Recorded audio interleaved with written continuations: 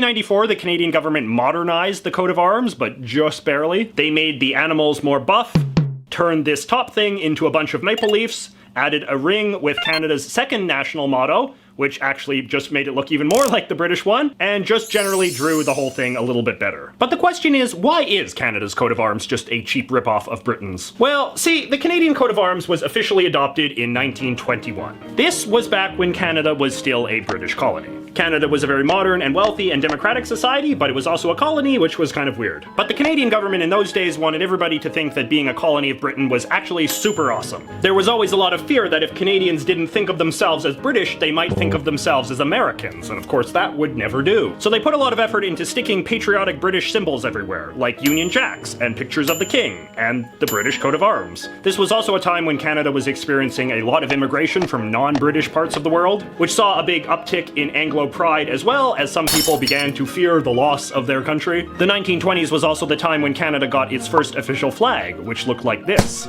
As you can see, it has the shield thing from the coat of arms on it. Anyway, obviously no one thinks about Canada in any of this sort of way anymore. Canada is now fully independent of Britain, and the population is a lot more diverse. When Canadians think of patriotic symbols these days, they think of symbols that actually relate to the country they live in, not just symbols of an empire that no longer exists. Which is why the Canadian coat of arms is such a weird, out-of-date, dumb thing. Like, it would literally take about 5 seconds to come up with a better one. Here, watch.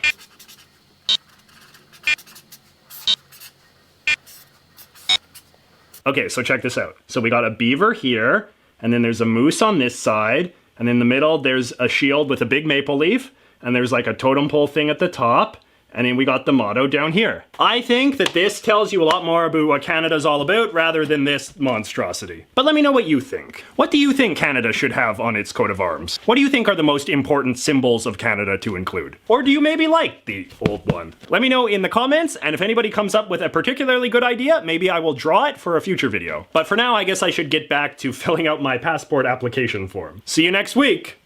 Don't forget to like and subscribe. Oh yes, and if you're ever interested in learning more about Canada, don't forget to visit my super awesome Canada information site called The Guide to Canada. It's got a ton of interesting articles and pictures and information about anything you could possibly want to know about this country of mine.